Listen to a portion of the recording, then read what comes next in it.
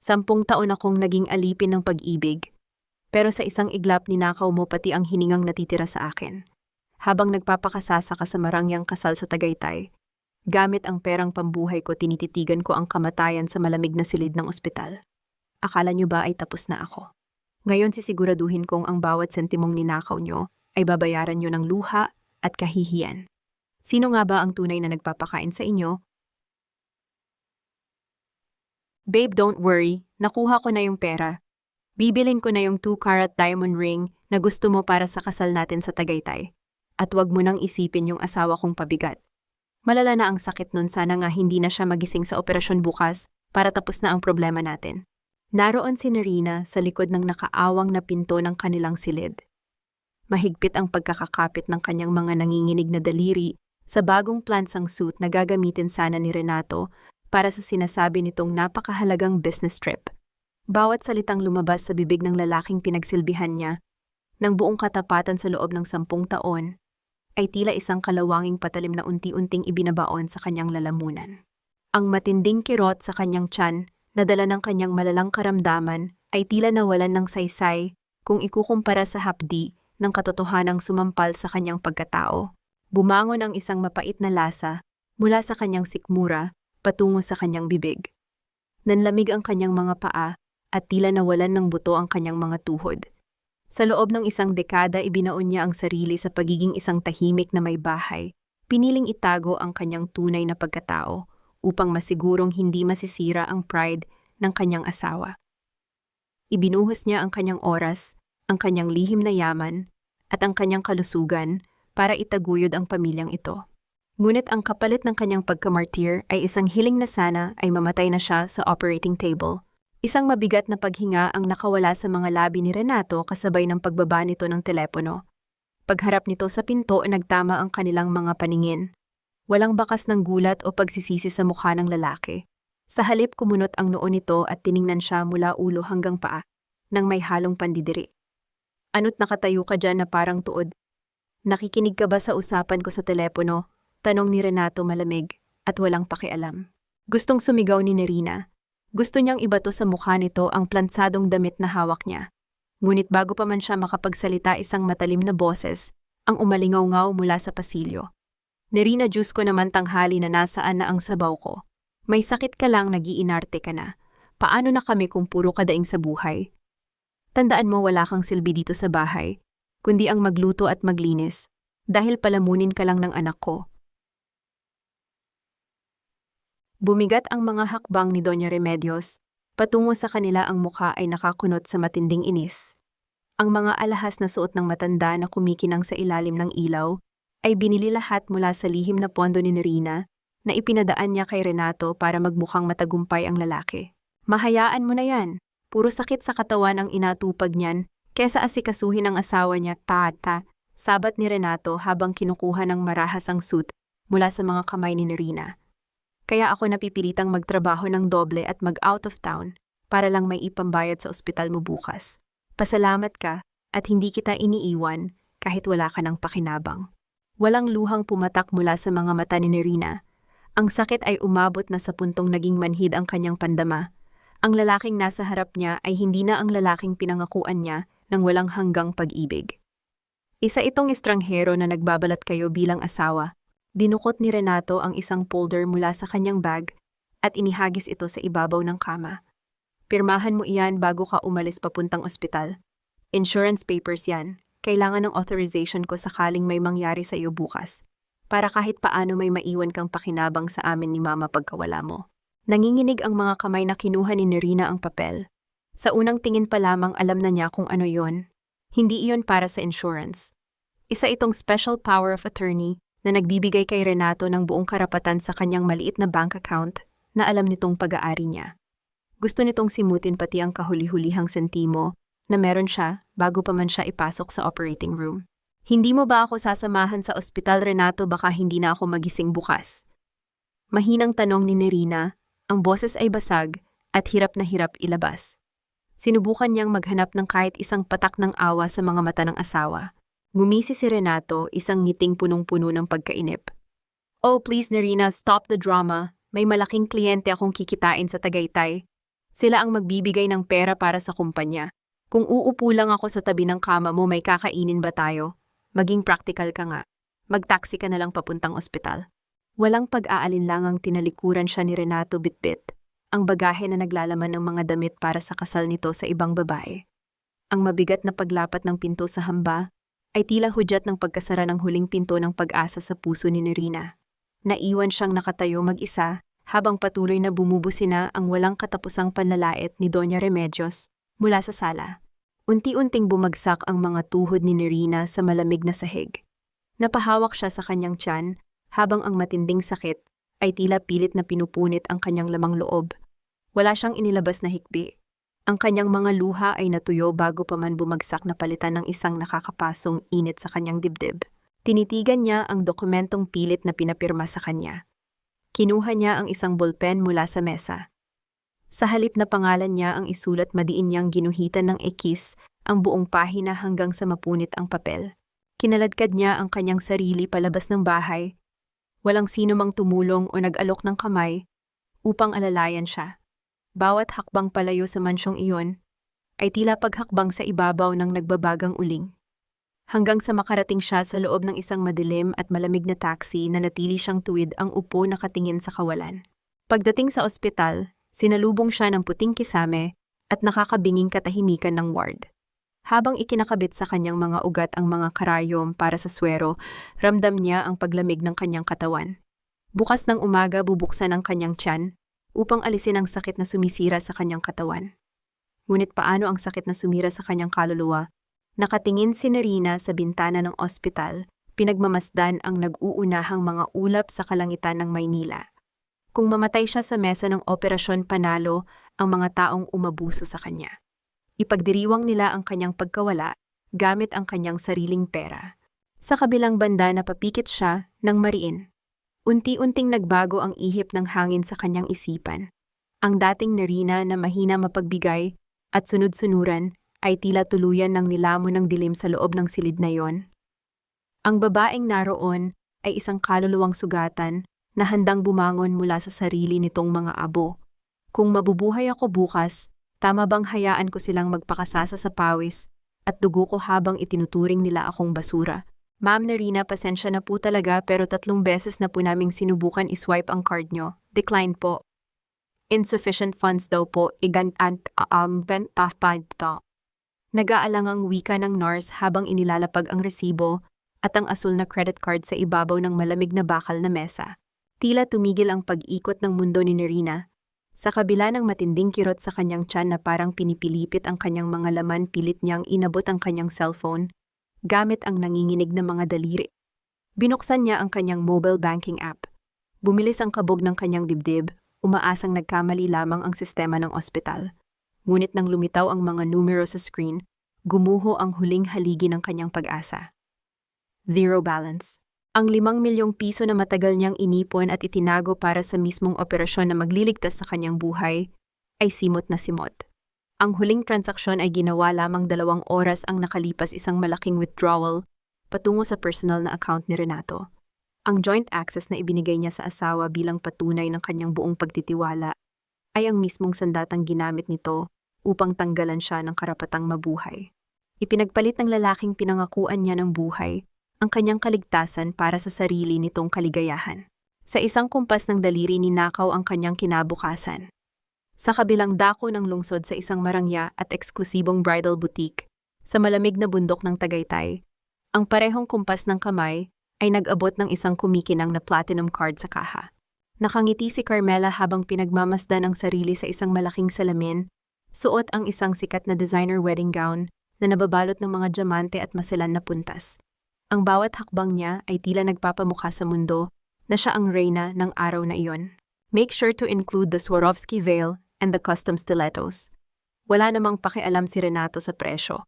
Pera lang naman ito ng matandang asawa niya na mamamatay na bukas. Matinis at puno ng pagmamalaking sabi ni Carmela sa sales lady. Ang tono ay may halong pangungutya, na tila ba ang buhay ng ibang tao ay isang nakakatawang biro lamang. Mabuti nga't nagamit pa sa makabuluhang bagay ang ipon ng babaeng iyon bago siya tuluyang maging abo. Bumalik ang malamig na katotohanan sa loob ng ward ng ospital. Pilit na kinagat ni Nerina ang kanyang ibabang labi upang pigilan ang pag-alpas ng isang hikbi. Nag-uusap na ang mga kawani ng ospital kung ilalabas na lamang ba siya sa emergency room dahil sa patakaran nilang kailangan muna ng deposito bago ang malakihang operasyon. Handa na siyang ipikit ang kanyang mga mata at hayaan ang kamatayan na angkinin ang kanyang pagod na katawan nang biglang may isang malaking anino ang tumakip sa ilaw na tumatama sa kanyang mukha. Isang lalaking nakasuot ng madilim at mamahaling pormal na kasuotan ang tahimik na pumasok sa silid. Ang kanyang tindig ay nag-uumapaw ng awtoridad na nagpatahimik sa mga nag-aalanganing nurse.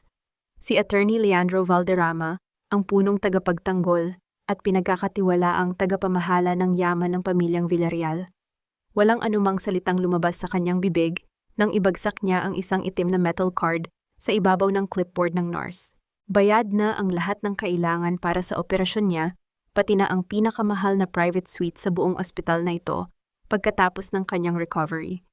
Walang sino man ang pwedeng magkait ng lunas sa nag-iisang tagapagmana ng pamilya Villarreal.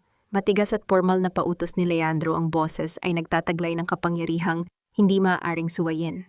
Nang makalabas ang mga naguguluhang kawani, upang asikasuhin ang bayarin, dahan-dahang lumapit si Leandro sa gilid ng kama. Yumuko ito ng bahagya, isang tanda ng malalim na paggalang sa babaeng matagal na niyang pinoprotektahan mula sa malayo. Senyorita, oras na para gumising mula sa matagal ninyong pagtulog. Hinihintay na kayo ng inyong imperyo. Malumanay ngunit mariin nitong turan, habang marahang hinahawakan ang nanlalamig na kamay ni Nerina. Hindi iyon haplos ng isang mangingibig, kundi isang mahigpit na pangako ng isang tapat na kakampi. Tinitigan ni Nerina ang abogado. Ang kanyang mga mata na kanina ay puno ng kawalan ng pag-asa, ay dahan-dahang nag-apoy ng isang bagong determinasyon. Sisiguraduhin kong babayaran nila ito, Leandro. Ang bawat luhang pinatak nila sa akin, sisingilin ko ng dugo. Hindi na siya nakapagsalita pa nang bumalik ang mga doktor kasama ang mga stretcher. Inilipat siya patungo sa malamig na pasilyo ng operating room. Tila mabilis na nagdaan ang mga puting ilaw sa kisam. Ang amoy ng malalakas na gamot ay unti-unting pumuno sa kanyang ilong. Ipinatong sa kanyang mukha ang isang maskara at ang huling naramdaman niya ay ang pagpasok ng matapang na gamot na pampatulog sa kanyang mga ugat. Habang unti-unting naglalaho ang liwanag at kinakain siya ng kadiliman, ang paulit-ulit at pantay na tunog ng makina na nagbabantay sa kanyang puso ay umalingaw-ngaw sa tahimik na silid. Bawat pintig ay tila pag-asa na mabubuhay siya para sa paghihigante. Ngunit sa kalagitnaan ng operasyon, ang panakanakang tunog ay biglang bumilis, naging magulo hanggang sa mauwi sa isang mahaba at walang patid na alingaw-ngaw. Nagkagulo ang mga doktor. Ang makina ay nagpapakita ng isang tuwid na linya, hudyat na ang pusong pinaglaruan at sinaktan ng labis ay tuluyan ng sumuko. Tingnan niyo ang mga bulaklak na ito. Ang bawat talulot ay dapat perpekto, dahil ito ang pinakamahalagang araw ng anak ko. Ayaw ko ng kahit anong mantsa sa kasal na ito, dahil ang dugong nananalaytay sa pamilya namin ay para lamang sa mga mararangya at matatagumpay. Ang tinig ni Doña Remedios ay umalingaw-ngaw sa malawak na hardin ng isang mamahaling resort sa Tagaytay, habang iwinawasiwas ang kanyang mga kamay na puno ng gintong alahas. Ang bawat dekorasyon, mula sa mga puting rosas na inangkat pa mula sa ibang bansa hanggang sa pinakamaliit na kristal na nakasabit sa mga puno, ay binayaran mula sa perang pilit na kinuha ni Renato mula sa bank account ni Nerina. Habang ang bango ng mga sariwang bulaklak ay humahalo sa malamig na simoy ng hangin sa Tagaytay, ang kabilang dako ng mundo ni Nerina ay nababalot ng amoy ng kemikal at ng nakakapangilabot na katahimikan ng kamatayan. Sa loob ng operating room, ang bawat segundo ay tila isang mabilis na agos ng tubig na hindi mapigilan. Ang mahaba at walang patid na huni ng makina na nagbabantay sa tibok ng puso ni Nerina ay nagsilbing musika ng kanyang huling sandali. Paulit-ulit na itinatama ng mga doktor ang mga kagamitan sa kanyang dibdib, sinusubukang ibalik ang apoy ng buhay sa isang katawang tila tuluyan ng sumuko. Sa bawat pagtalbog ng kanyang katawan mula sa higaan, ang kanyang kaluluwa ay tila unti-unting humihiwalay, lumulutang sa isang madilim at payapang kawalan. Babe, you look so handsome. Isipin mo, simula ngayon wala nang hahadlang sa atin. Wala nang matandang asawa na laging nakasimangot at mukhang may sakit, bulong ni Carmela, habang inaayos ang kurbata ni Renato sa harap ng isang malaking salamin sa kanilang dressing room. Tumawa ng mahina si Renato, isang tunog na walang bakas ng konsensya. Kalimutan mo na siya. Sa oras na ito baka abo na siya o kaya naman ay nakatambak na sa kung saang morgue. Ang mahalaga, nakuha natin ang kailangan natin para magsimula ng bago. Cheers to our new life, Mrs. Villarreal. Narinig ni Nerina ang mga salitang iyon sa loob ng kanyang naglalahong diwa. Sa gitna ng dilim, nakita niya ang mukha ng kanyang ama na matagal nang pumanaw.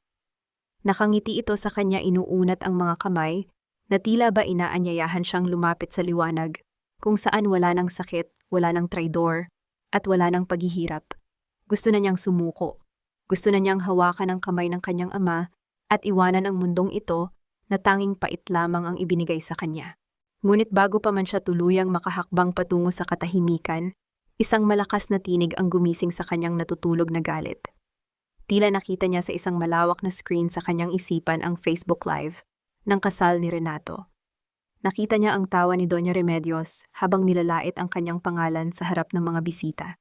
Nakita niya ang labis na kaligayahan ni Carmela habang suot ang alahas na dapat ay sa kanya. Hindi ito ang wakas na gusto ko. Hindi ako papayag na ang huling hininga ko ay maging pundasyon ng kanilang kaligayahan. Isang matinding init ang biglang gumapang sa kanyang mga ugat mula sa dulo ng kanyang mga paa patungo sa kanyang puso. Ang galit na matagal niyang itinago sa ilalim ng kanyang pagiging martir ay sumabog na parang isang bulkan. Sa huling pagkakataon, ang makina na kanina ay naglalabas lamang ng mahabang huni ay biglang nagpakita ng isang maliit na kurbada. Isang mahina ngunit matatag na pintig ang muling lumitaw. May tibok na muli stable na ang kanyang vitals. Ipagpatuloy ang operasyon mabilis. Ang sigaw ng punong doktor na umalingaw-ngaw sa buong silid.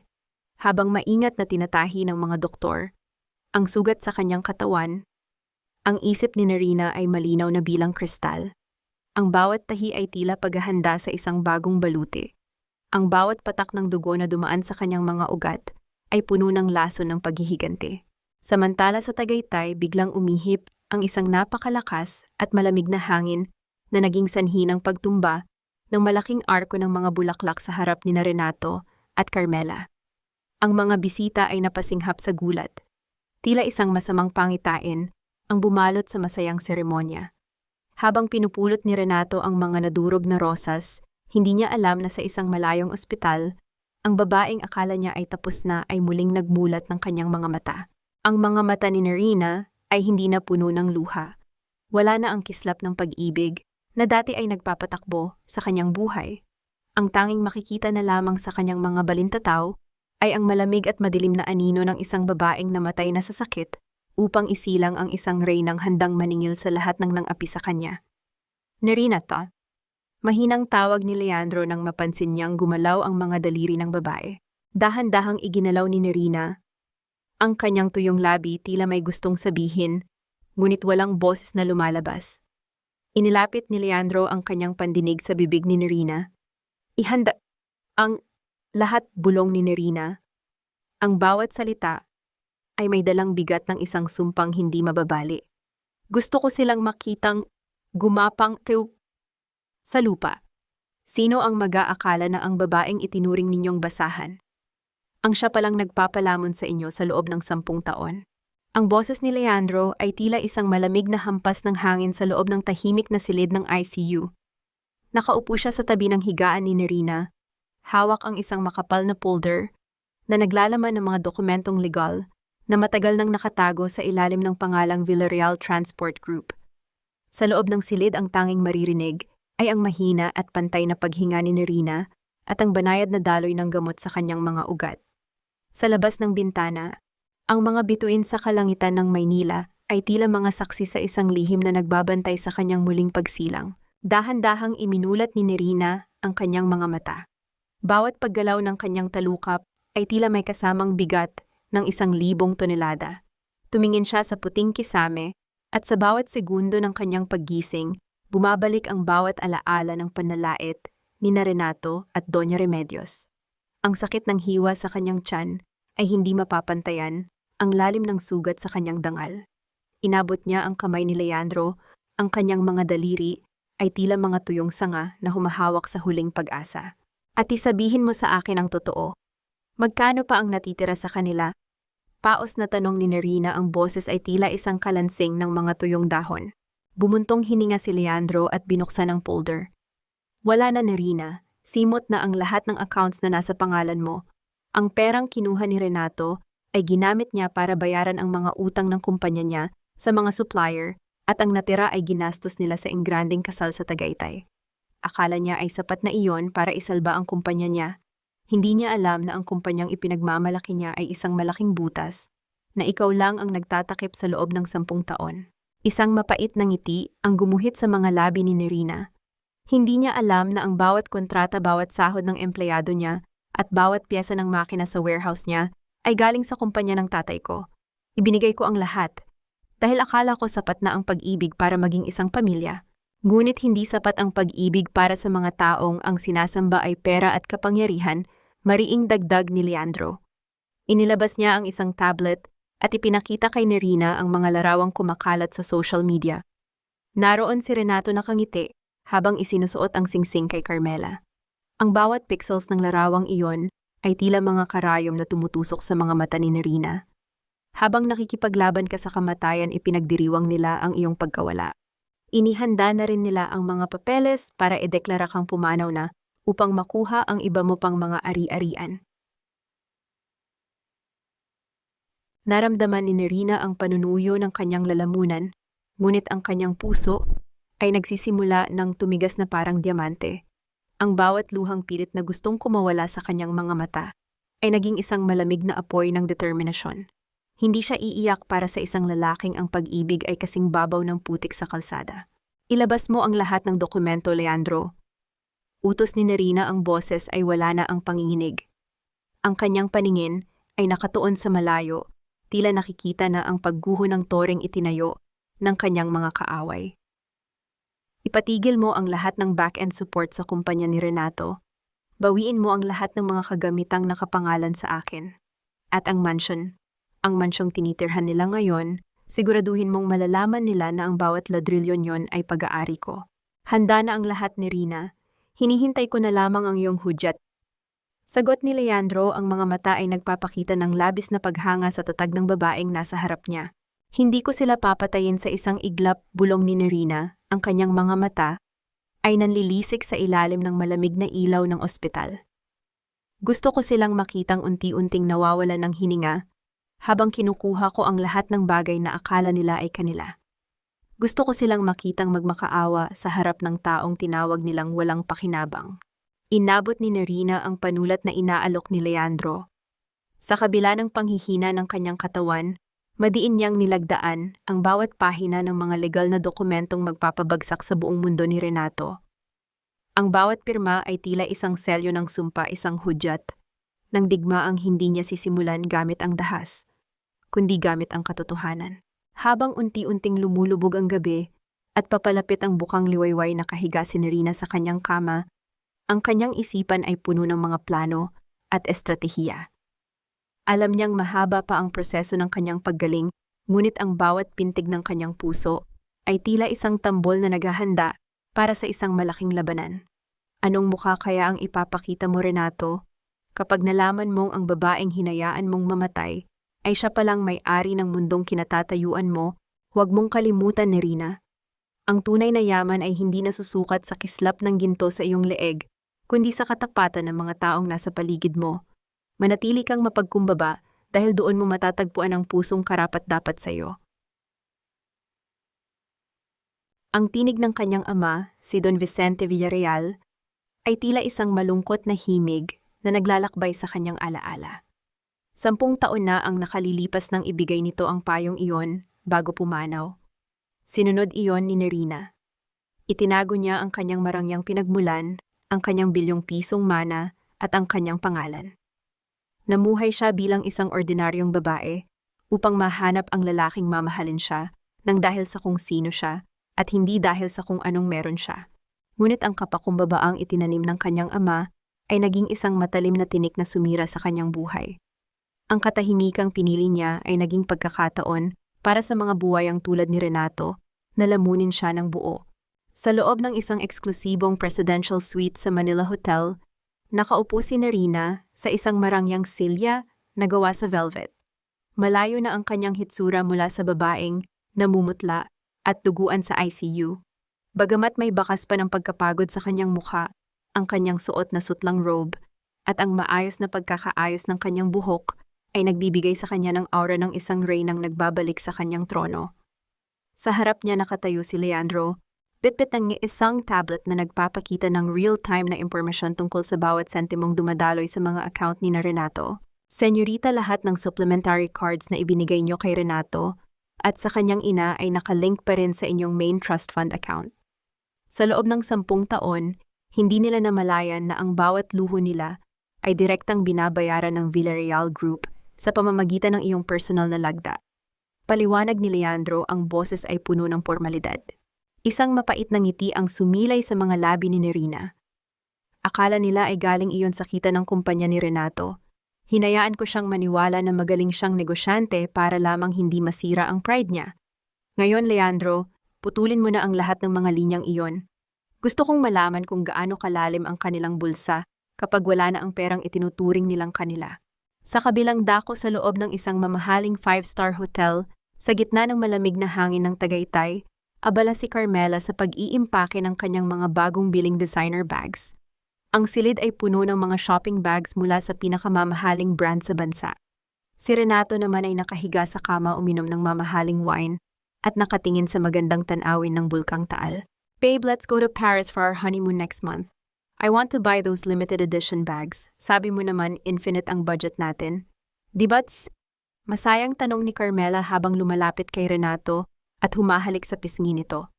Tumawa si Renato puno ng kayabangan. Of course, babe, sabi ko naman sa iyo si Nerina ang swerte ko. Kahit mamatay siya, iniwan niya sa akin ang lahat. Hindi niya alam na ang lahat ng pinaghirapan niya ay mapupunta lang sa ating dalawa. Cheers to our victory. Nang dumating ang oras ng kanilang check-out, lumakad ang dalawa patungo sa lobby na tila ba sila ang may-ari ng buong gusali. Inabot ni Renato ang kanyang gintong credit card sa receptionist nang may kasamang ngiti. Charge everything to this card, including the champagne we ordered last night. Ipinasok ng receptionist ang card sa makina. Isang sandali ng katahimikan ang bumalot sa paligid. Muling sinubukan ng receptionist ngunit ang makina ay naglabas ng isang pulang ilaw at isang mensaheng hindi inaasahan ni Renato. I'm sorry, sir, pero ang card niyo po ay blocked by issuer. May iba pa po ba kayong card? Magalang na tanong ng receptionist. Kumunot ang noo ni Renato. Impossible, baka sira ang terminal niyo. Subukan mo itong isa pang card ko. Inabot niya ang isa pang card, ang card na madalas gamitin ni Nerina para sa mga bayarin sa bahay. Muling sinubukan ng receptionist. Ang resulta ay pareho. Sir, declined din po ito. Ang sabi po rito ay account closed. Lahat po ng accounts nyo ay hindi na active. Nagsimulang uminit ang mukha ni Renato. Ang mga bisitang nasa lobby ay nagsimula ng magbulungan habang nakatingin sa kanila. Si Carmela naman ay nagsimulang mabalisa, mahigpit na hawak ang kanyang Hermes bag. Ano ba, Renato, sabi mo unlimited ang pera natin? Bakit nagkakaganyan? Pabulong na bulyaw ni Carmela, ang kanyang mukha ay namumula sa kahihiyan. Wait, let me call the bank. Baka may error lang sa system nila, pasigaw na sabi ni Renato. Sinusubukang isalba ang kanyang natitirang dangal sa harap ng maraming tao. Ngunit nang tignan niya ang kanyang cellphone, nakita niya ang sunod-sunod na mga email at messages mula sa bangko. Lahat ng kanyang access ay tinanggal. Ang kumpanya niya ay nasa ilalim na ng audit. At ang pinaka-nakakatakot sa lahat, may isang message mula sa isang hindi kilalang numero na naglalaman lamang ng isang pangungusap sa wikang Tagalog. Ang bawat utang ay may kabayaran at ang paniningil ay nagsisimula na ngayon. Napabitaw si Renato sa kanyang cellphone at ang tunog ng pagbagsak nito sa sahig ay tila hudyat ng pagguho ng kanyang mundo. Sa gitna ng mataong lobby habang ang mga mata ng mga tao ay nakatusok sa kanila, naramdaman ni Renato ang isang kakaibang kilabot. Ang babaeng akala niya ay malamig na bangkay na sa ospital ay tila nagpapadala ng kanyang sumpa mula sa kabilang buhay. Anong ibig mong sabihin na wala tayong kuryente? Renato, kanina pa ako tawag ng tawag sa mga katulong pero walang sumasagot. Ang init-init dito sa loob at hindi ko mabuksan ang aircon. Ang matinis na boses ni Doña Remedios ay umalingaw-ngaw sa madilim na pasilyo ng kanilang mansyon. Nakatayo siya sa gitna ng malawak na sala, hawak ang isang mamahaling abaniko na walang saysay na ikinakaway sa kanyang mukha. Ang tanging liwanag sa loob ng bahay ay nagmumula sa mga kandilang itinirik sa ibabaw ng mamahaling mesa na nagbibigay ng mga nakakatakot na anino sa mga dingding. Kakarating lang ni Renato at Carmela mula sa Tagaytay Pagod at punong-puno ng galit dahil sa nangyaring kahihiyan sa hotel. Ang malakas na pagbagsak ng mga maleta ni Renato sa sahig ay tila isang hudyat ng mas malaki pang problema. Ang kanyang mukha ay basang-basa ng pawis at ang kanyang mga mata ay nanlilisik sa inis habang tinitingnan ng kanyang ina.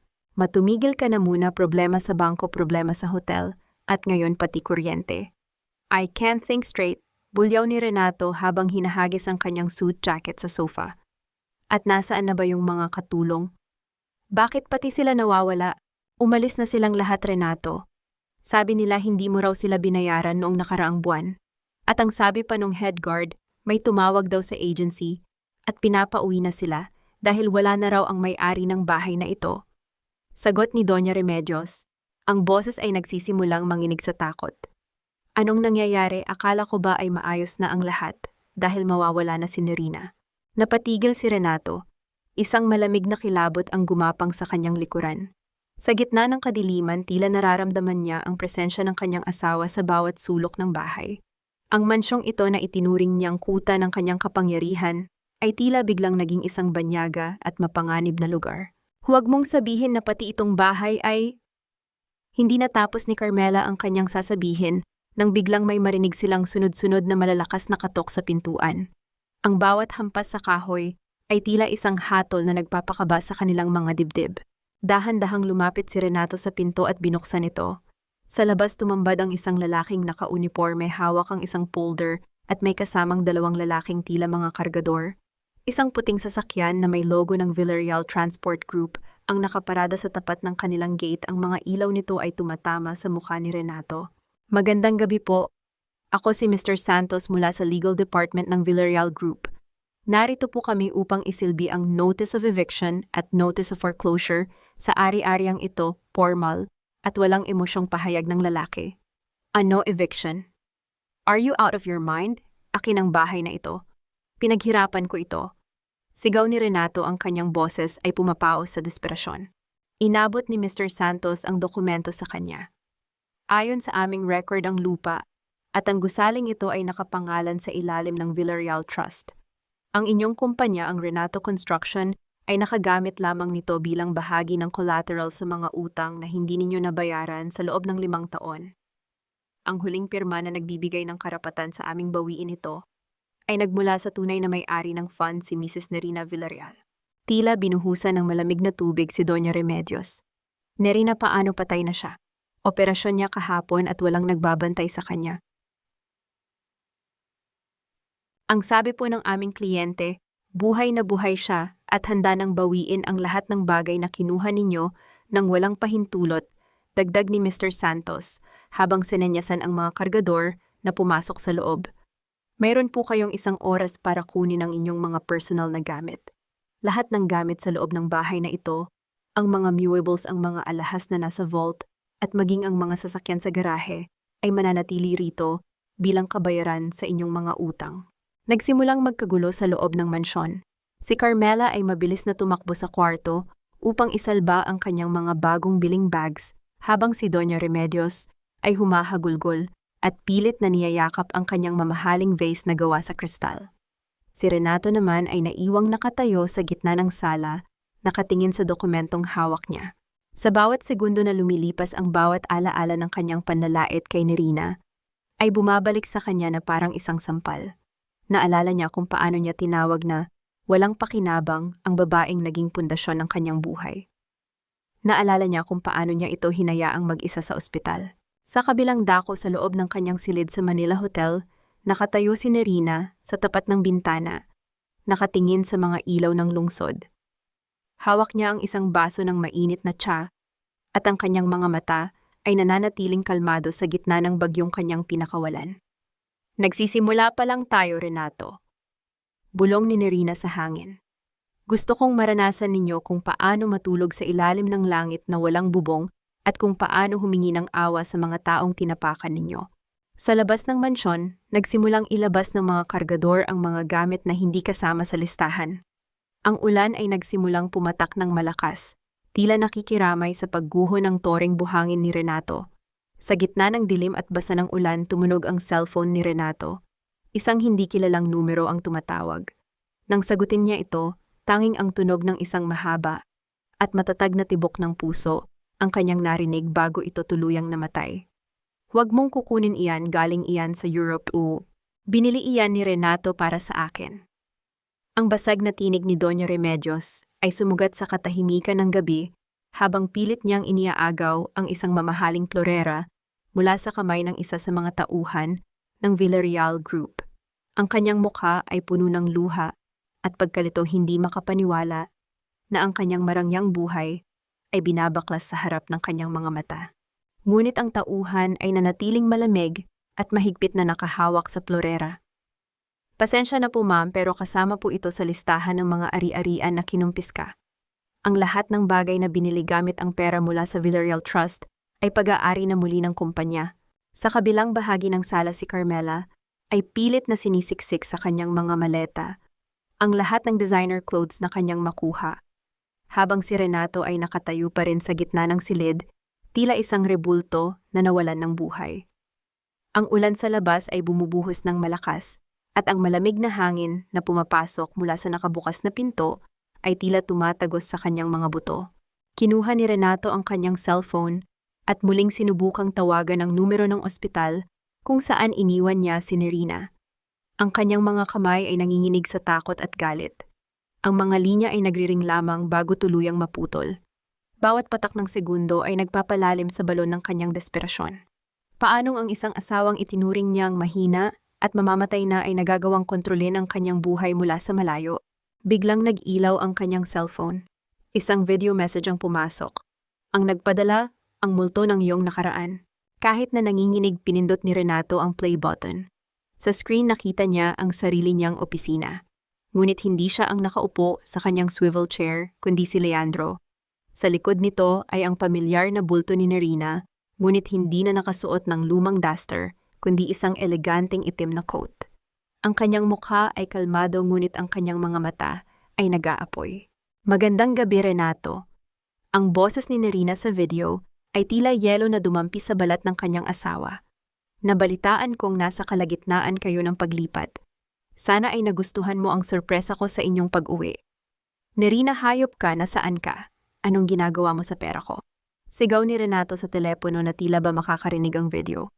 Tila nabasa ni Nerina ang kanyang isipan dahil ang susunod nitong sinabi ay isang malamig na pangaasar. Iniisip mo siguro kung paano ako nakaligtas, no? Iniisip mo kung bakit hindi ako namatay? At hinayaang makuha ninyo ang lahat. Sayang, Renato, kung sinamahan mo sana ako sa ospital, baka nakita mo pa kung paano ko ibinuhos ang huling patak ng luha ko para sa iyo. Ngunit ngayon wala na. Ang natitira na lang ay ang listahan ng mga utang na babayaran mo hanggang sa huling hininga mo. Huminga ng malalim si Nerina bago magpatuloy. Pera mo walang naging Renato. Ang kumpanya mo, ang mansyon mo, ang mga sasakyan na ipinagmamalaki mo, lahat ng iyon ay pundasyon ko. At ngayon ginigiba ko na ang pundasyong iyon.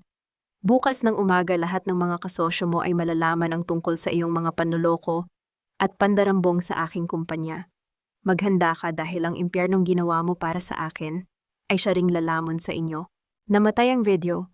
Naiwan si Renato na nakatitig sa itim na screen, ang kanyang dibdib ay nagbabanta sa sobrang bilis ng tibok ng kanyang puso. Renato, anong ginagawa mo dyan? Pigilan mo sila. Kunin mo ang mga alahas ko sa vault. Umiiyak na utos ni Doña Remedios habang kinakaladkad palayo ng mga tauhan, ngunit hindi makagalaw si Renato. Ang kanyang mga mata ay nanatiling nakatitig sa pinto ng kanyang silid. Tila naririnig niya ang mga yabag ni Nerina noong siya ay buhay na alipin pa sa mansyong iyon. Naalala niya kung paano ito tahimik na nagliligpit ng kanyang mga damit at nagluluto ng kanyang paboritong ulam habang siya ay abala sa pakikipag-usap kay Carmela sa telepono. Ang lahat ng panloloko, ang lahat ng panggagamit ay tila bumabalik sa kanya na parang isang malakas na sampal. Sa loob ng 10 taon, inakala niyang siya ang nagkokontrol sa babaeng iyon. Ngunit ngayon, natanto niya na siya pala ang ginawang laruan ni Nerina, isang taong binigyan ng kapangyarihan, at ngayon ay tinatanggalan ng lahat. Sa loob ng 1 oras, ang mansyon na puno ng kagamitan ay naging isang malamig at walang laman na kahon. Inihagis ng mga tauhan ang mga murang maleta ni Renato sa kalsada. Wala silang dalang sasakyan at ang malakas na ulan ay patuloy sa pagbuhos. Si Carmela, suot ang kanyang mamahaling damit na ngayon, ay basang-basa na ng ulan, ay humahagulhol, habang pilit na pinoprotektahan ang kanyang mga bag. Si Doña Remedios ay nakaupo sa malamig na semento nakatingala sa langit, patuloy na sumisigaw sa kawalan. Si Renato naman ay nakatayo sa gitna ng kalsada, walang payong, walang kanlungan. Ang kanyang mukha ay walang emosyon, ngunit sa loob niya ang takot ay unti-unting kumakain sa kanyang kaluluwa. Sa kabilang dako ng lungsod sa loob ng Manila Hotel, tahimik na pinapanood ni Nerina ang live feed mula sa security camera na sadyang iniwan sa labas ng mansyon. Isang malamig na kislap ng tagumpay ang makikita sa kanyang mga mata. Hinaplos niya ang lumang apron na nakapatong sa mesa, ang tanging alaala niya sa kanyang nakaraan. Ito lang ang tanging ninyong naibigay sa akin, bulong niya sa hangin. At iyan din ang tanging ititira ko sa inyo. Mga walang utang na loob, saan ninyo kami dadalhin? Hindi kami pwedeng matulog sa bangketa na parang mga pulubi. Ang matinis at basag na boses ni Doña Remedios ay sumabay sa ihip ng malamig na hangin ng madaling araw. Nakaupo silang tatlo sa isang masukal at madilim na terminal ng bus, basang-basa at pinangingig ng ginaw. Si Carmela ay nakabaluktot sa isang gilid, yakap-yakap ang kanyang sarili habang ang mga mata nito ay nanlilisik na nakatitig kay Renato. Sabi mo ikaw ang may kontrol sa lahat, Renato? Sabi mo mamanahin mo ang lahat ng yaman ng baliw mong asawa? Ano ito? Bakit tayo nandito? Bulyaw ni Carmela, hindi alintana ang mga nagtatakang tingin ng ilang pasaherong naghihintay. Walang maisagot si Renato. Nakatingin lamang siya sa screen ng kanyang cellphone na basag na ang gilid. Ang bawat mensaheng natatanggap niya ay isang panibagong pako sa kanyang kabaong. Ang kanyang mga investors sa Renato Construction na akala niya ay matibay na kasangga ay sabay-sabay na nag-pull out ng kanilang mga pondo. Ang dahilan, nakatanggap sila ng isang detalyadong report na naglalaman ng patunay na ang kumpanya ay gumagamit ng mga peking materyales at nagnanakaw mula sa Villarreal Trust. At hindi lamang iyon, ang balita tungkol sa kanyang pamemeke ng pirma ni Nerina sa mga insurance papers ay umabot na sa mga pulis. Ang lalaking dati ay tinitingala bilang isang respetadong negosyante ay ngayon isa na lamang pugante sa paningin ng batas. Kailangan nating magtago. Bulong ni Renato, ang kanyang boses ay nanginginig hindi lang dahil sa lamig, kundi dahil sa matinding takot. Hinahanap na ako ng mga pulis. Magtago saan? Wala tayong pera, hiyaw ni Doña Remedios. Ibenta mo iyang mga alahas ni Carmela para may makain tayo. Biglang nanlaki ang mga mata ni Carmela at hinawakan ng mahigpit ang kanyang bag. Hindi akin ito. Ako ang naghirap para makuha ang mga ito. Naghirap, wala kang ginawa kundi bumuka ka habang kinukurakot ng anak ko ang pera ng asawa niya. Ganti ng matanda ang kanyang mga kuko ay tila handa nang bumaon sa mukha ni Carmela. Habang nagtatalo ang dalawang babaeng sumira sa kanyang buhay, napapikit ng mariin si Renato. Ang kanyang utak ay tila sasabog. Sa loob lamang ng 24 na oras ang kanyang pangarap na buhay ay naging isang bangungot. At ang lahat ng ito ay gawa ng babaeng inakala niyang hindi marunong lumaban. Sa parehong sandali, ang mundo ng negosyo ay niyanig ng isang malakas na balita. Sa loob ng malawak at marangyang boardroom ng Villarreal Transport Group, ang lahat ng board of directors ay nakaupo ng tahimik. Wala silang imik habang pinapanood ang babaeng naglalakad papunta sa pinakaharap na upuan. Nakaayos ang buhok ni Nerina sa isang mahigpit at eleganteng bun. Suot niya ang isang puting power suit na sumasalamin sa kalinisan ng kanyang intensyon, ngunit ang kanyang mga mata ay kasing dilim ng gabi. Bawat hakbang niya ay puno ng awtoridad, isang patunay na ang reyna ay nagbabalik upang bawiin ang kanyang trono. Si Leandro ay nakatayo sa kanyang tabi, nagbabasa ng isang mahabang pahayag mula sa isang dokumento. Mga Ginoo, ipinapakilala ko sa inyo ang nag-iisang tagapagmana at ngayon ay ang bagong Chief Executive Officer ng Villarreal Group, Mrs. Nerina Villarreal. Nagsitayuan ang lahat at nagbigay pugay.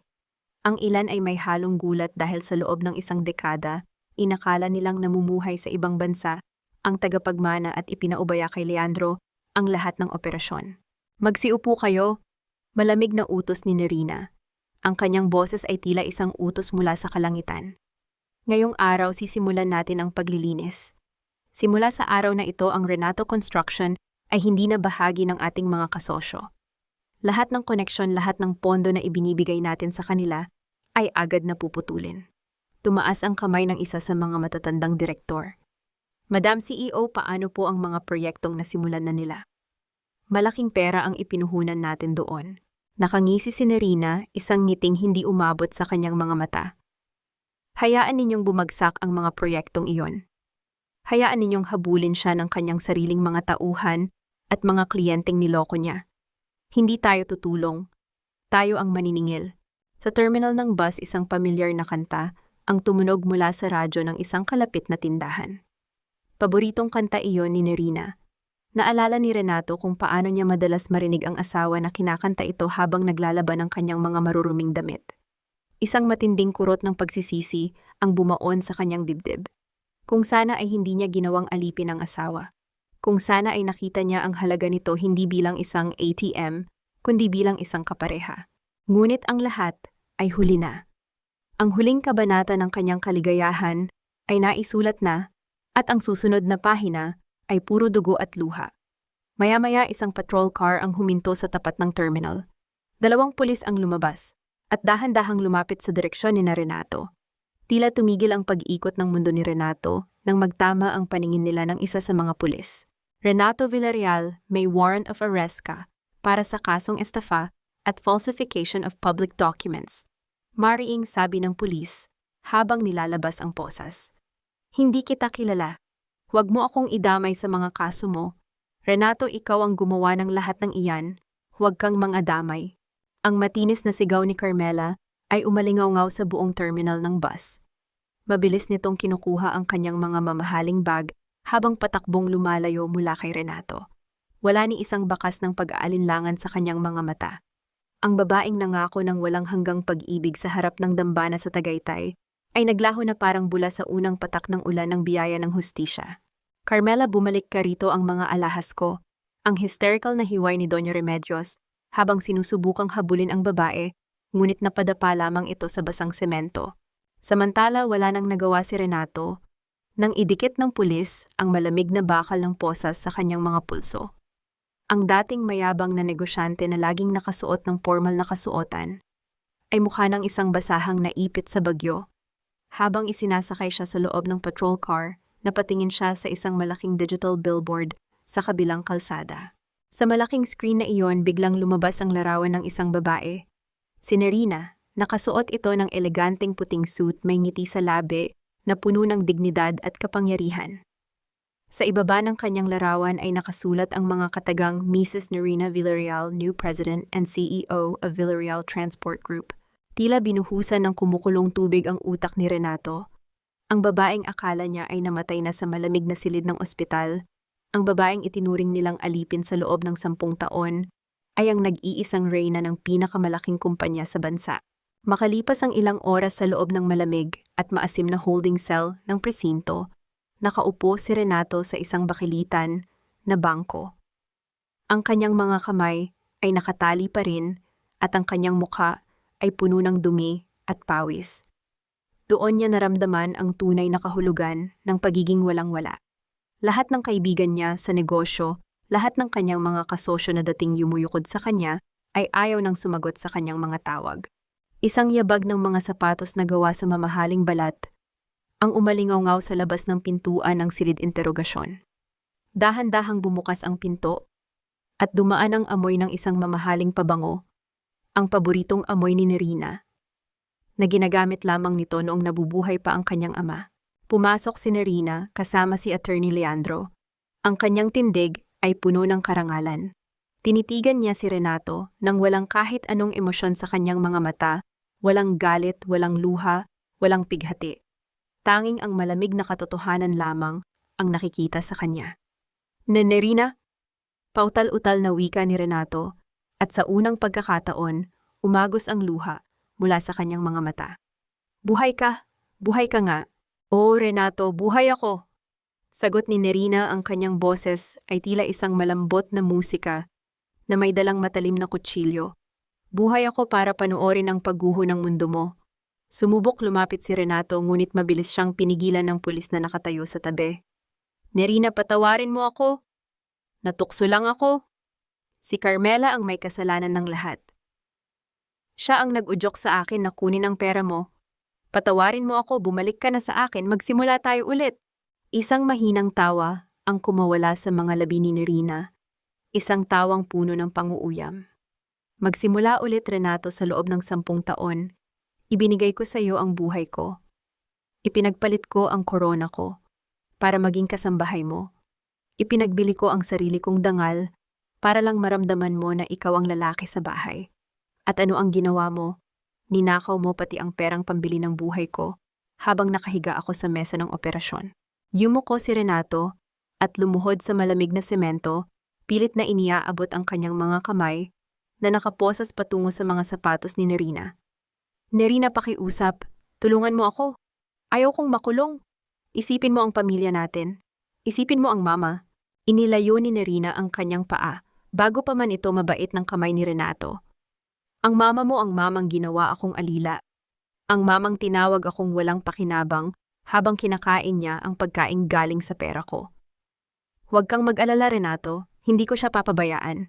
Bibigyan ko siya ng maliit na kwarto sa probinsya doon sa malayo para maranasan niya kung paano mabuhay ng walang mga alahas na galing sa pagnanakaw.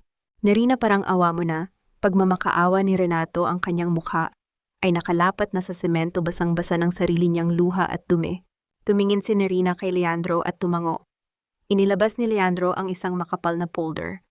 Renato Villarreal, bukod sa kasong estafa at falsification, haharapin mo rin ang kasong attempted homicide dahil sa pagtatangkang ipagkait ang medical na atensyon sa iyong legal na asawa gamit ang illegal na pagkuha ng kanyang pera. Sisiguraduhin naming hindi ka makakalabas ng kulungan sa loob ng 20 taon. Tinalikuran ni Nerina ang lalaking dating pinag-alayan niya ng kanyang buong mundo. Habang naglalakad siya palabas ng presinto, ang mga sigaw at pagmamakaawa ni Renato ay tila mga mahihinang bulong na lamang na tinatangay ng hangin. Sa labas, sumalubong sa kanya ang maliwanag na sikat ng araw. Huminga siya ng malalim at sa unang pagkakataon, sa loob ng 10 taon, naramdaman niya ang tunay na lamig at tamis ng kalayaan. Ang mahina at paus na ikot ng lumang bentilador ay hindi sapat upang pawiin ang matinding alinsangan sa loob ng maliit at madilim na paupahan. Nakaupo si Doña Remedios sa gilid ng isang manipis na kutsyon, pinupunasan ang kanyang mukha gamit ang isang lumang bimpo. Bawat patak ng tubig mula sa sirang gripo sa gilid ng lababo ay tila bumibilang sa mga sandali ng kanyang pagdurusa. Nasaan na ang kanyang mga kumare? Nasaan na ang mga taong pumupuri sa kanyang mga diamante tuwing may piging sa Tagaytay? Wala. Ang tanging naiwan sa kanya ay ang isang garapon ng barya at ang matinding ubo na tila pilit na pinupunit ang kanyang lalamunan. Nang subukan niyang hanapin ang kanyang gamot sa isang maliit na bag, wala siyang nakapa kundi mga resibo. Ninakaw ni Carmela ang kanyang huling gintong singsing bago ito tuluyang tumakas noong gabi sa terminal ng bus. Malanding babae. Pagkatapos mong pakinabangan ang anak ko, iniwan mo akong walang pambili ng gamot. Paos na sigaw ni Remedios. Sinusubukang kumuha ng hangin, ngunit nauwi lamang ito sa isa na namang malakas na pag-ubo. 3 mabibigat at formal na katok ang umalingaw-ngaw mula sa manipis na pintuang kahoy. Kumunot ang noo ng matanda. Umaasa siyang baka ang abogado ni Renato ang dumating upang bigyan siya ng magandang balita, kaya mabilis niyang inayos ang kanyang gusot na damit bago binuksan ang pinto.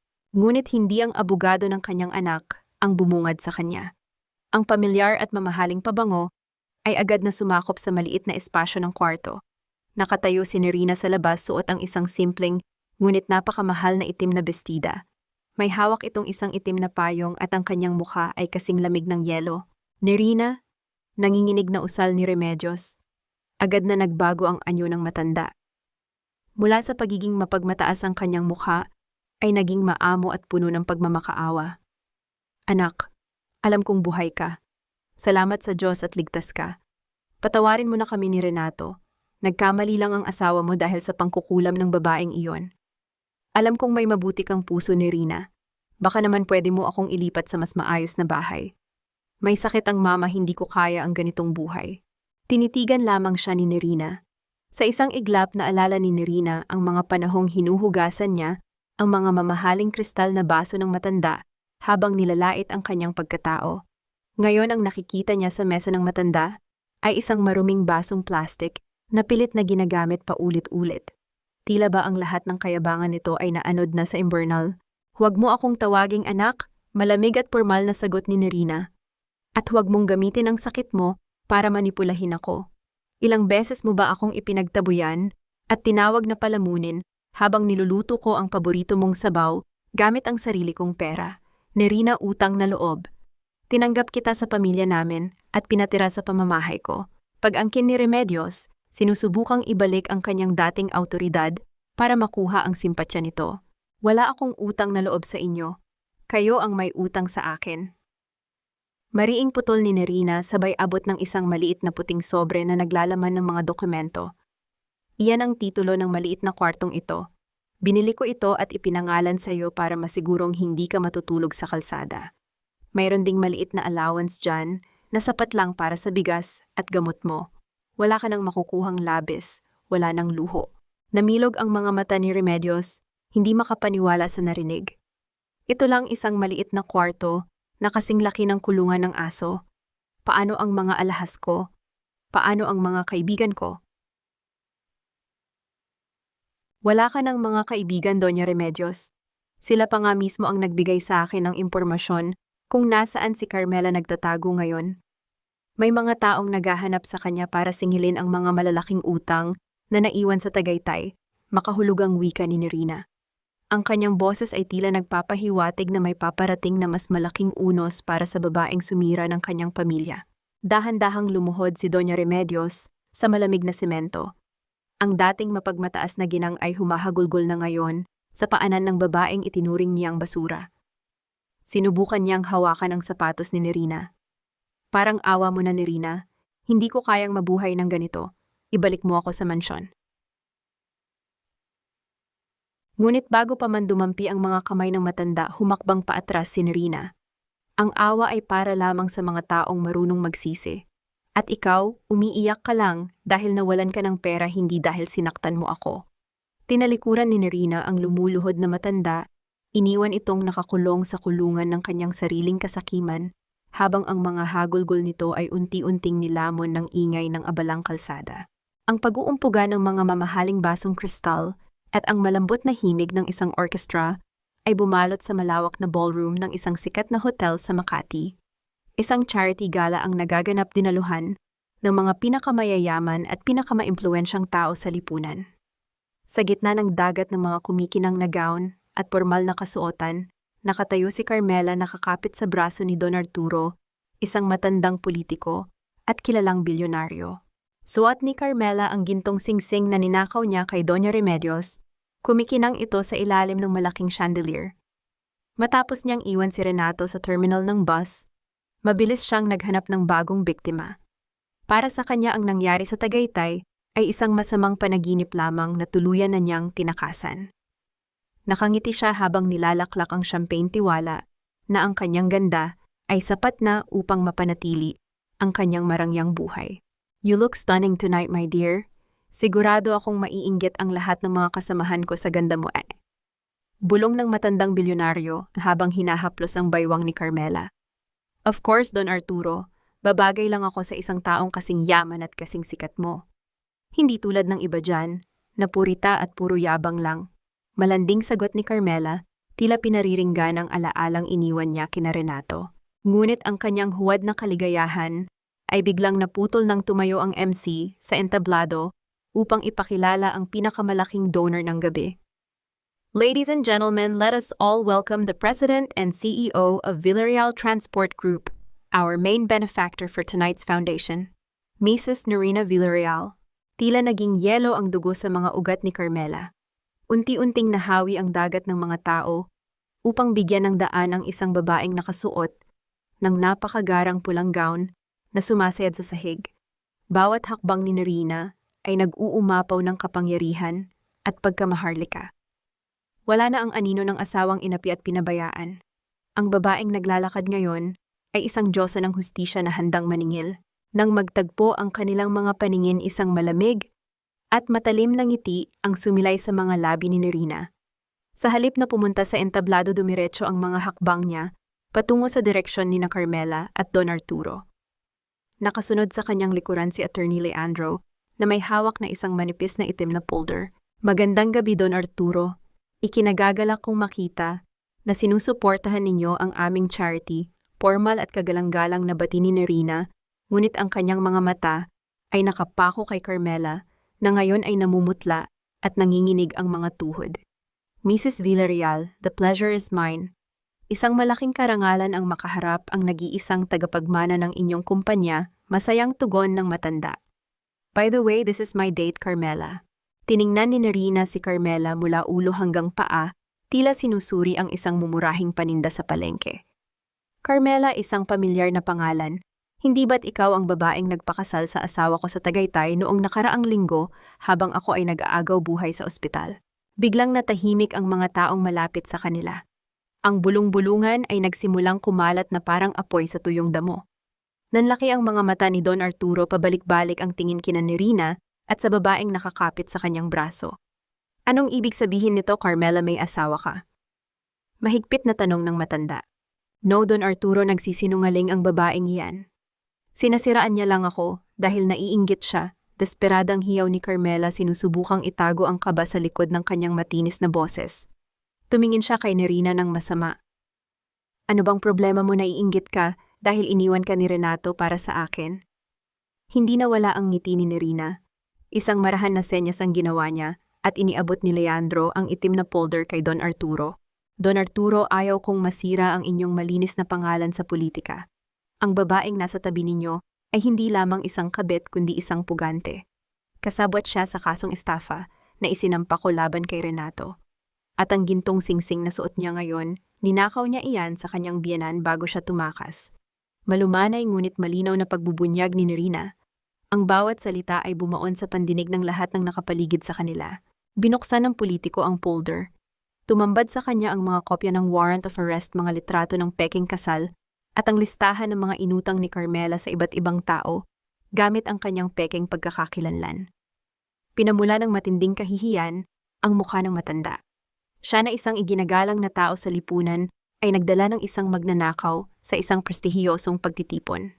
Don Arturo, let me explain, pepeke iyan. Magsasabi ako ng totoo. Pilit na hinawakan ni Carmela ang braso ng lalaki, ngunit marahas itong iniwaksi. Bago pa man makapagsalita muli si Carmela, isang napakalakas at napakabilis na kumpas ng kamay ni Don Arturo ang tumama sa kanyang pisngi. Ang puwersa ng sampal ay nagpatumba kay Carmela sa makintab na sahig. Namula ng husto ang gilid ng kanyang muka, habang tinititigan ng daan-daang bisita ang kanyang pagkadapa. Ang katahimikan ay bumalot sa buong bulwagan, tanging ang mabilis na paghinga ni Carmela ang naririnig. Security, ilabas ninyo ang basurang ito sa pamamahay na ito. Huwag ninyong hayaang makapasok muli ang linta na iyan. Nanggagalaiting utos ni Don Arturo. Dalawang malalaking gwardiya ang agad na lumapit at hinawakan ang magkabilang braso ni Carmela. Pilit siyang itinatayo upang kaladkarin palabas. Nagpumiglas siya, umiiyak at sumisigaw ng mga pagmumura habang ang kanyang mamahaling sapatos ay naiwan sa sahig.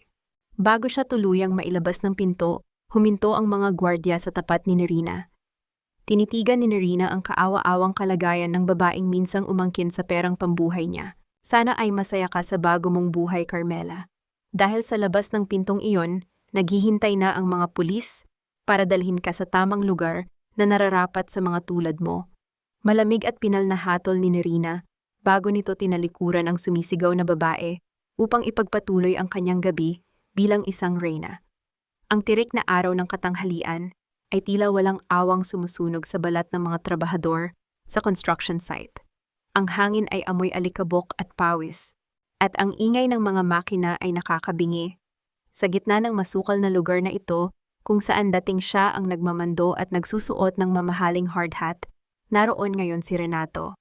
Nakasuot siya ng madungis at butas-butas na kamiseta, buhat-buhat ang 2 sako ng semento sa kanyang mga nanginginig na balikat. Matapos siyang pansamantalang makalaya, dahil sa piyansang ibinayad ng kanyang huling natitirang kaibigan, na naawa sa kanya napilitan si Renato na maghanap ng trabaho. Dahil sa pagkasira ng kanyang pangalan, walang kumpanya ang nais tumanggap sa kanya. Ang tanging pinto na bumukas ay ang pagiging kargador sa mismong kumpanya, na minsang naging kakumpetensya niya, isang kumpanya na tahimik na binili ni Nerina nang hindi niya alam. Bawat hakbang niya ay may kasamang kirot. Ang mga kamay na dati ay pilit na nililinisan at minamanicure tuwing linggo ay ngayon ay puno ng kalyo at sugat. Habang ibinabagsak niya ang huling sako ng semento, hindi niya sinasadyang mabangga ang isang pader na hindi patuyo. Napamura ang kapatas. "Hoy Renato, umayos ka nga dyan. Akala mo ba boss ka pa rin, isa ka na lang hamak na kargador? Gusto mo bang tanggalin kita?" Sigaw ng kapatas na dati ay isa sa mga empleyadong sinisigawan at nilalait niya. Yumuko si Renato at pilit na pinigilan ng kanyang luha at galit. "Pasensya na boss, hindi na mauulit." Bumalik siya sa paghuhukay, tinitiis ang gutom at pagod. Ngunit biglang nagbago ang atmosphere sa site. Ang mga makina ay pinatay at ang mga trabahador ay nagsimulang magkumpol-kumpol habang nakatingin sa entrance ng site. Isang mahaba at makintab na itim na sasakyan ang dahan-dahang pumasok at pumarada sa gitna ng maalikabok na kalsada. Bumukas ang pinto at unang lumabas si Leandro. Sumunod ay isang babaeng nakasuot ng simpleng puting bestida at nakasunglasses, hawak ang isang puting payong upang pananggalang sa araw. Si Nerina, bagamat nasa gitna ng putik at alikabok ang kanyang tindig, ay nanatiling malinis at hindi maabot. Nang makita si Nerina, tila biglang naging gulaman ang mga tuhod ni Renato.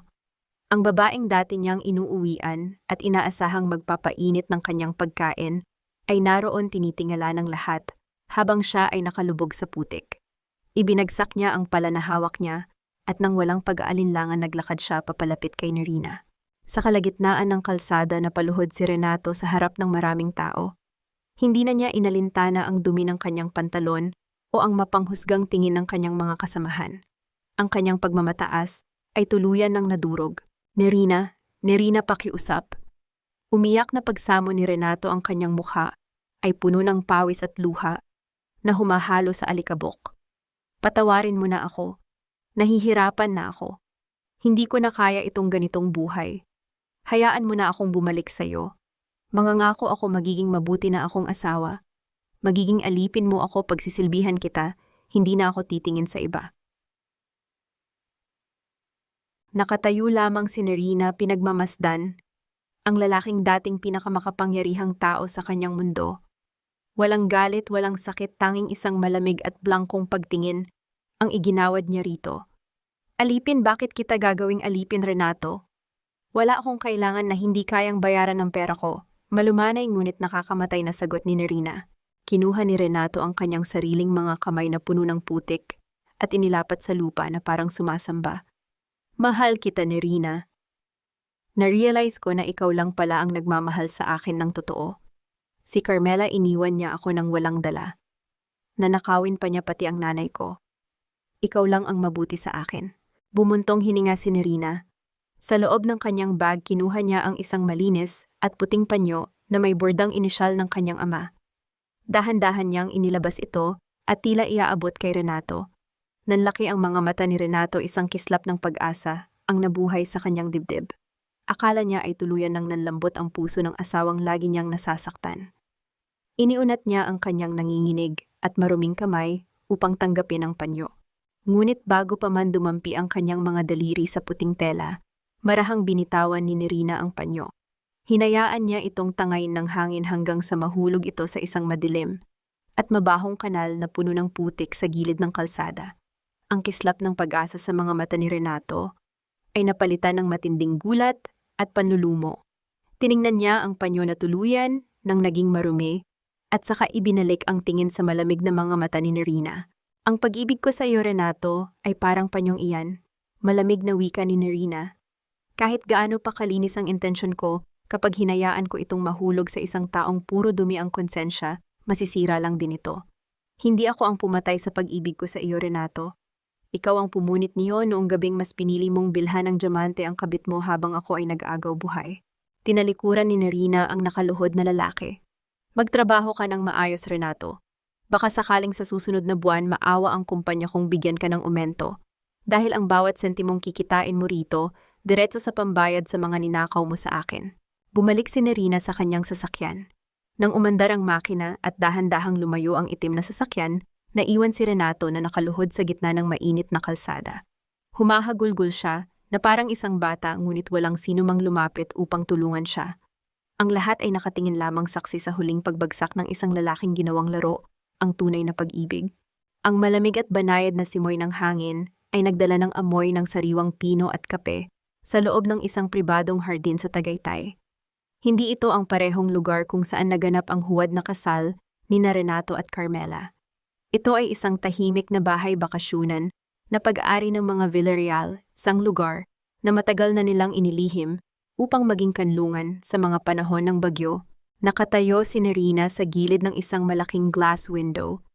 Hawak ang isang mainit na tasa ng kape.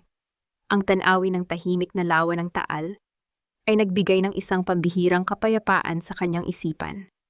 Matapos ang sunod-sunod na pagkawasak ng mundo ni Renato, Doña Remedios at Carmela, inakala ni Nerina na ang paghihiganti ay magdadala ng matinding kaligayahan.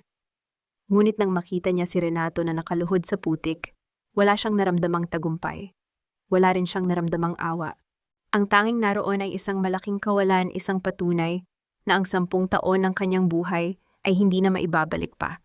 Binuksan ni Leandro ang sliding door at tahimik na tumabi sa kanya. Inilapag nito ang isang folder sa ibabaw ng mesa na gawa sa ratan. Tapos na ang lahat ng papeles ni Rina. Ang mga utang ni Renato ay tuluyan nang nailipat sa ilalim ng Villarreal Trust. Babayaran niya ito buwan-buwan mula sa kanyang maliit na sahod hanggang sa huling araw ng kanyang buhay. At si Carmela, nakakulong na siya nang walang piyansa. Huminga ng malalim si Nerina. Salamat, Leandro. Hindi ko alam kung paano ko tatahakin ang landas na ito kung wala ka. Tungkulin ko ang protektahan ka, Nerina, ngunit alam kong ang laban na ito ay hindi tungkol sa kumpanya. Tungkol ito sa iyo. Tugon ni Leandro, ang boses ay puno ng paggalang at katapatan. Ngayong tapos na ang lahat. Paano mo gustong ipagpatuloy ang buhay? Tinitigan ni Nerina ang tasa ng kape na nasa kanyang mga kamay.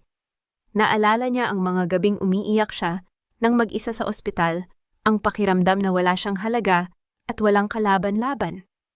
Naalala niya rin ang libo-libong mga kababaihan na patuloy na nagtitiis sa pang-aabuso ng kanilang mga asawa dahil walang sino mang tumutulong sa kanila. Gusto kong gamitin ang pera ng Villarreal Trust upang magtayo ng isang foundation, determinadong sabi ni Nerina.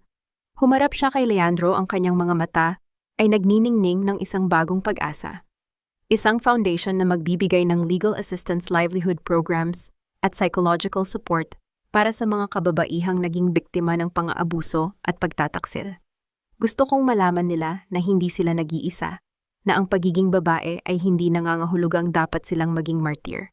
Ngumiti si Leandro, isang ngiting bihirang makita mula sa seryosong abogado. Maganda ang plano mo, Nerina. Iyan ang eksaktong uri ng pamumuno na ipinagmamalaki sana ng iyong ama. Isang leader na hindi lamang nagpaparusa, kundi nagpapagaling. Maya-maya isang katulong ang lumapit at nag-abot ng isang maliit na brown envelope kay Nerina.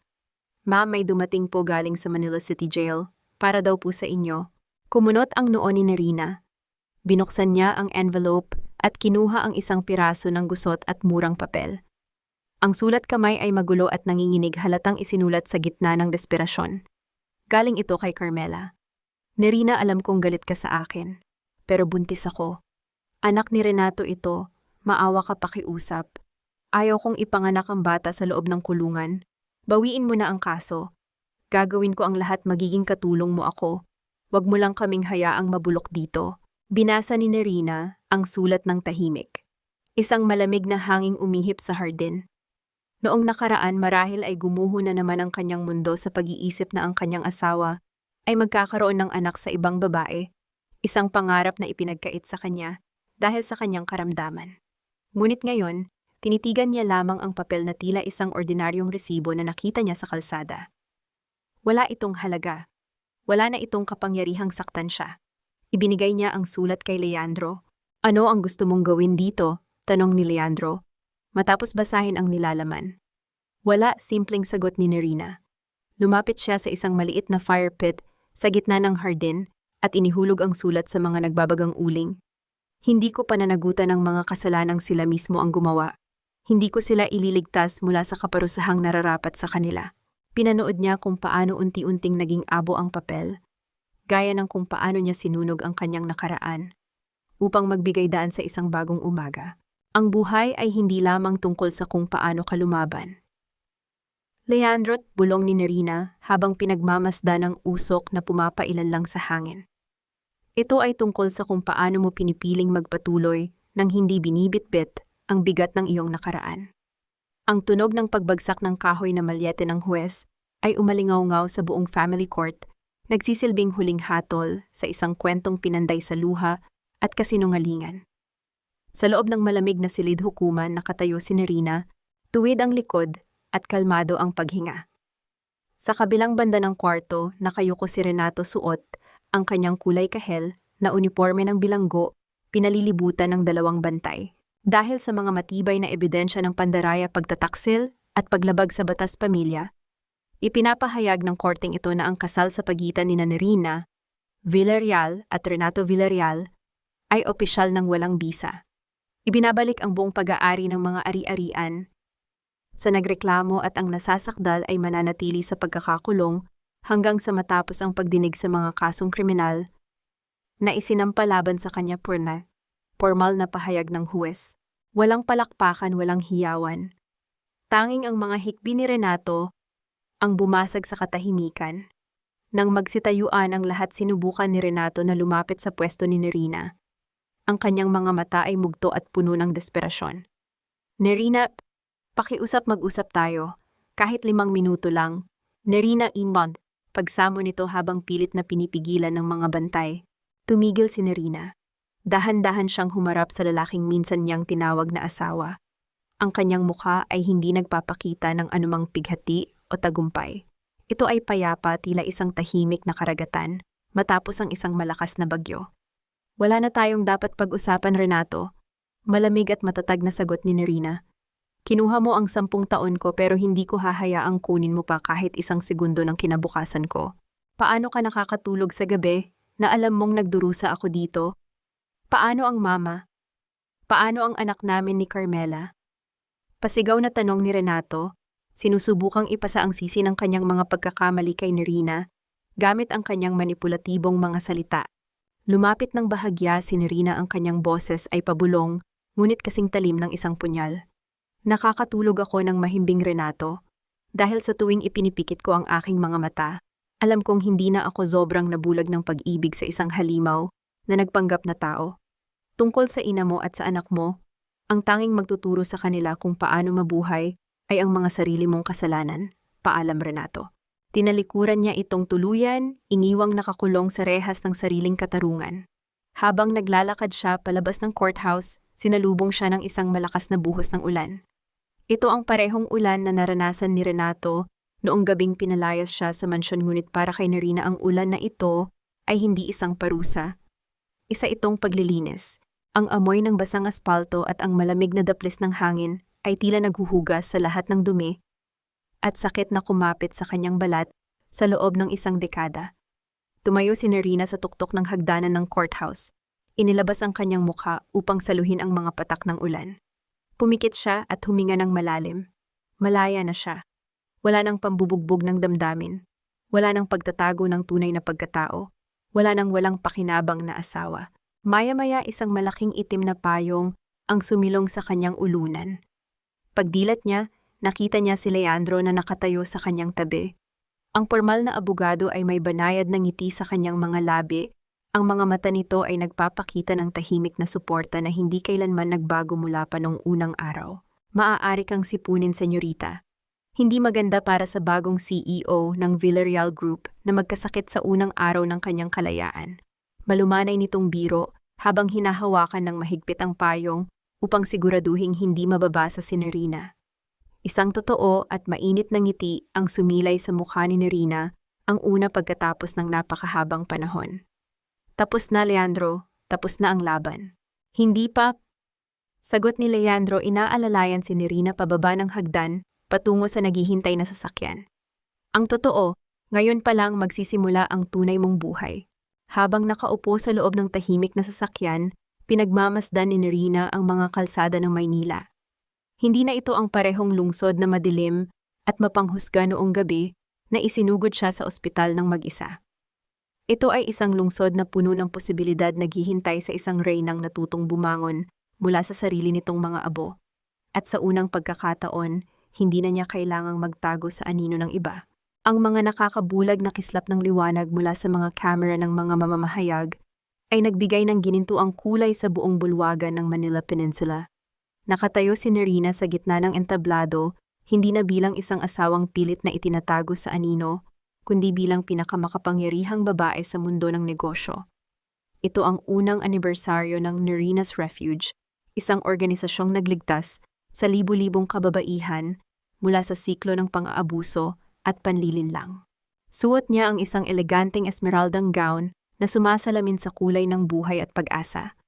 Ang kanyang mukha ay kalmado, ang kanyang tinig ay buo at umaabot sa pinakasulok ng puso ng bawat nakikinig. Sa loob ng mahabang panahon, tinuruan tayong mga kababaihan na ang pagiging martir ay katumbas ng pag-ibig, na ang pagpapakumbaba ay nangangahulugang pagyuko hanggang sa tuluyan na tayong matapakan. Wika ni Nerina, ang kanyang paningin ay naglakbay sa mga mukha ng mga babaeng tinulungan ng kanyang pundasyon. Ngunit nalaman ko sa pinakamasakit na paraan na ang tunay na pag-ibig ay hindi kailanman magnanakaw ng iyong dangal. Ang inyong halaga ay hindi nakadepende sa lalaking pinili ninyong mahalin, kundi sa lakas na pinili ninyong yakapin sa oras na kayo ay wasak na wasak. Nagsitayuan ang mga tao nag-aalay ng isang masigabong pagkilala na walang anumang ingay ng pag-aalinlangan.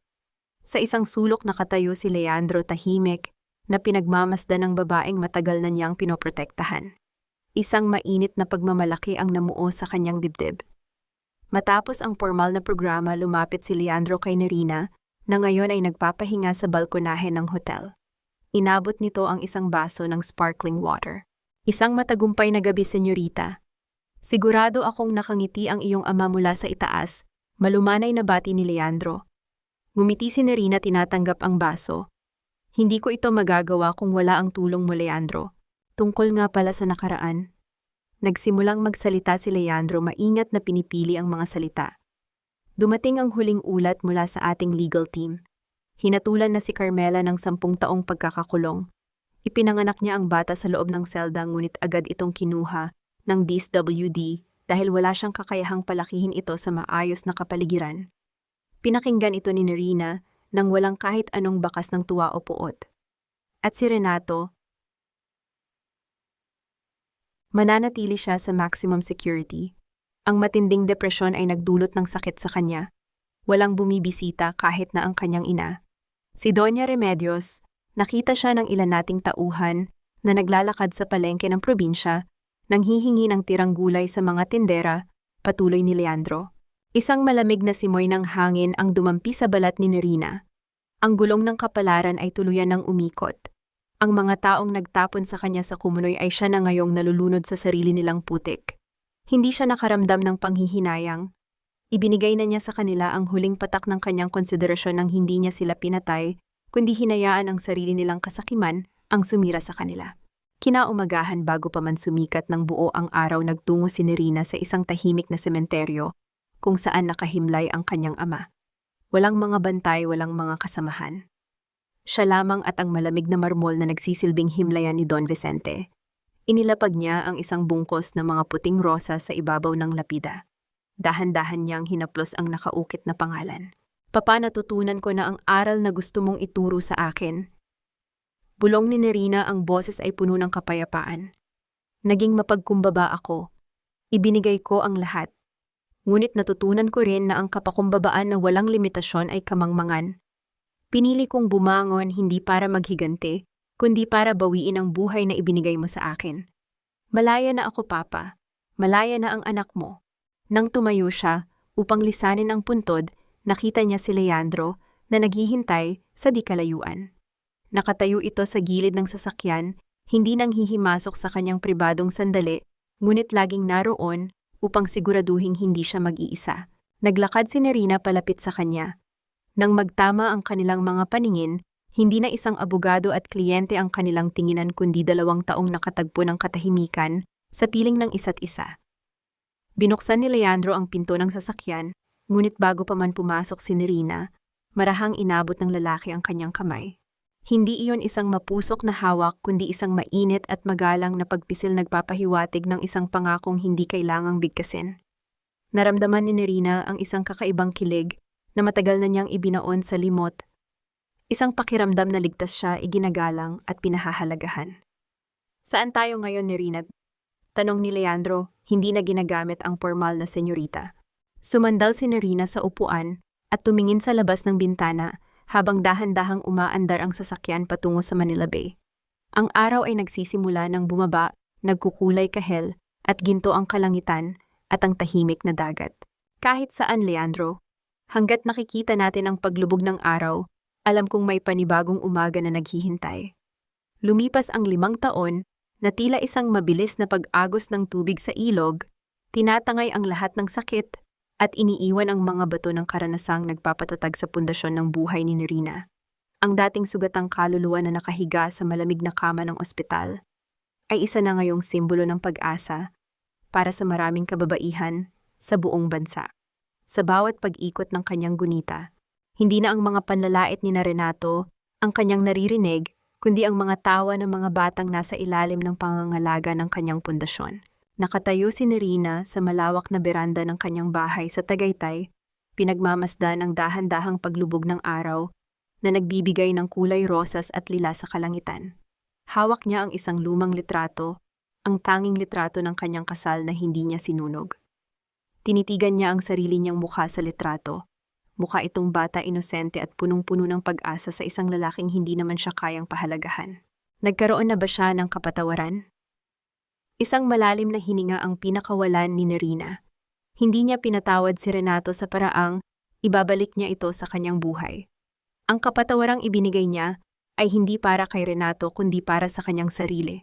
Pinatawad niya ang kanyang sarili sa 10 taon ng pagiging martir. Pinatawad niya ang kanyang sarili sa pag-aakalang ang kanyang halaga ay nakadepende sa paglilingkod sa isang taong hindi marunong tumanaw ng utang na loob. Sa pagpapatawad na iyon, natagpuan niya ang tunay na kapayapaan, isang kapayapaang hindi na kayang gambalain ng anumang bagyo ng nakaraan. Nabalitaan niya nitong nakaraang buwan na pumanaw na si Renato sa loob ng kulungan dahil sa komplikasyon ng kanyang sakit. Isang tahimik na panalangin lamang ang ibinigay ni Nerina para sa kaluluwa nito. Wala nang galit, wala nang pait. Ang lahat ng emosyon ay tila naging abo na lamang na tinangay ng hangin. Si Doña Remedios naman ay nananatili sa probinsya, nabubuhay sa maliit na sustentong ibinibigay ni Nerina, naging isang tahimik na matandang madalas makitang nakatitig sa kawalan. Marahil ay nagsisisi sa mga pagkakataong sinayang niya sa gitna ng kanyang kasakiman. Malalim na naman ang iniisip mo, isang baritono at malumanay na boses ang bumasag sa katahimikan ng gabi. Nararamdaman ni Nerina ang presensya ni Leandro sa kanyang likuran. Hindi ito lumalapit ng labis upang hindi siya mabigla, ngunit sapat ang distansya upang maramdaman niya ang init ng suporta nito. Sa loob ng 5 taon, nanatili si Leandro sa kanyang tabi hindi bilang isang abogado, kundi bilang isang kaibigan, isang katuwang at unti-unti bilang isang taong muling nagturo sa kanya kung paano tumibok ang puso ng walang takot. Dahan-dahang humarap si Nerina at ngumiti. Inabot ni Leandro ang kanyang kamay at sa pagkakataong ito, hindi na ito ang kamay na humahawak sa mga legal na dokumento. Ito ay ang kamay na humahawak sa kanyang kinabukasan. Magkasama silang tumingin sa lawa habang ang huling sinag ng araw ay naglalaho. Tinanong ako ng isang babae sa foundation kanina. Simula ni Nerina, ang boses ay puno ng kagaanan. Sabi niya, "Ma'am Nerina, paano mo na lamang handa ka na ulit magmahal?" Sabi ko sa kanya, "Nalaman ko iyon nang matutunan ko munang mahalin ang sarili ko, nang higit sa sinumang tao. Dahil kapag puno ang pag-ibig sa loob mo, hindi ka na kailangang magmakaawa sa iba para lamang mapunan ang pagkukulang nila." Tumango si Leandro, hinawakan ng mas mahigpit ang kamay ni Nerina isang haplos na puno ng respeto at pag-unawa. Ang tunay na yaman ay hindi ang imperyong itinayo mo ni Rina, kundi ang katotohanang nakatayo ka pa rin ngayon, mas matapang, mas matalino, at higit sa lahat mas masaya. Ang kwento ni Rina Villarreal ay hindi lamang kwento ng isang babaeng naghigante. Ito ay kwento ng isang muling pagsilang, isang paalala sa bawat tagapakinig na kahit gaano pa kadilim ang gabing iyong pinagdaanan, laging may bukang liwayway na naghihintay para sa mga pusong marunong lumaban at marunong magpalaya. Ang buhay ay hindi sinusukat sa dami ng luhang iyong ibinuhos, kundi sa dami ng ngiting iyong muling nabuo mula sa mga piraso ng iyong pagkawasak. Sa huling sandali ng gabi, habang ang mga bituin ay nagsisimulang magningning sa langit ng Tagaytay, naglakad ang dalawa pabalik sa loob ng bahay. Ang pintuan ay dahan-dahang sumarahudyat ng pagwawakas ng isang masakit na kabanata at ang panimula ng isang walang katapusang awit ng tunay at dalisay na pag-ibig.